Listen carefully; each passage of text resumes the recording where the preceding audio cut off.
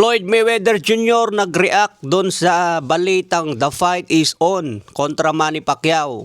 Sabi ni Floyd Mayweather, that is not true. Antayin daw po na si Floyd Mayweather ang mag-announce sa Fight Hype.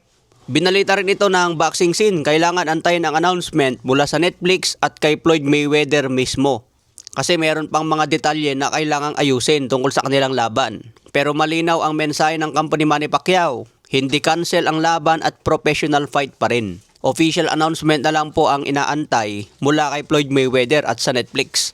Sa ibang banda naman, The Monster na Oya Inoue. Pinauwi daw niya itong si Hernandez. Kinuha kasi nilang sparring partner si Hernandez. Ito ang huling nakalaban ni Junto Nakatani na nagpahirap sa kanya. 1 week lang daw sa Japan, umuwi na. Siguro nabugbog na itong si Hernandez. Kasi matatandaan ang estilo ni Hernandez kasi, sugod din ng sugod. Paborito ni The Monster Inoue yun. Kaya naging dehado si Nakatani kontra Inoue dahil sa huling performance niya. Muntik matalo si Junto Nakatani kontra Hernandez sa huling laban. Samantala si The Monster Inoue, yung mga nakaraang laban niya, laging dominante. Kaya abangan po natin ang matinding bakbakan na yan ngayong May 2. Sa ibang banda naman, Eman Baco sa Pacquiao na tanong ni Boy Abunda. Sabi ni Boy Abunda, halimbawa dumating yung pagkakataon na may offer kayong dalawa na maglaban ni Jimwell sa ring.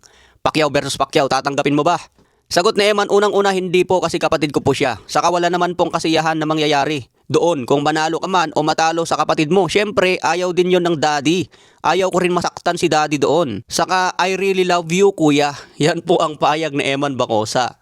Hindi siya papalag kay Jimwell. Sa ibang banda, Floyd Mayweather may isang banat kay pambansang kamao. Kung manalo daw ulit si Floyd Mayweather ngayon sa rematch, ano na naman daw ang idadahilan ni Manny Pacquiao? Sigurado kung matalo daw ulit si Manny Pacquiao, malamang meron na naman daw siyang idadahilan. Yan ang banat naman ni Floyd Mayweather. Kahapon sinabi ni Manny Pacquiao, Floyd, be a man, magpakalalaki ka. Kailangan mong i-honor ang iyong pinirmahan. Kaya maganda tong hype ng dalawang to mga boss kahit malapit na sa edad 50. Marami pa rin ang nag-aabang sa kanilang dalawa.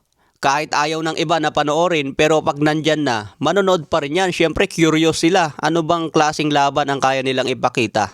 Sa ibang banda, Regis Prograis nagsalita na. Sinabing si Conor Ben ang pinakamalakas na nakalaban niya. Sa lahat daw ng nakatapat niya sa buong karera, may lakas talaga si Conor Ben. Pero hindi nga po nagawang pabagsakin ni Conor Ben si Regis Prograis.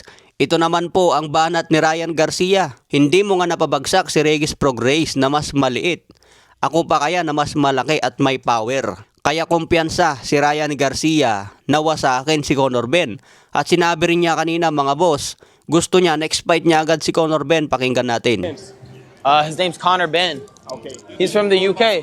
Okay, Yeah. Yeah, I boxed all my life. Ayan, tinatarget na po ni Ryan Garcia si Conor Ben sa 147. Dedepensahan niya ang kanyang WBC na naagaw kay Mario Barrios. Okay mga boss, so yan lang muna ang update natin ngayong araw.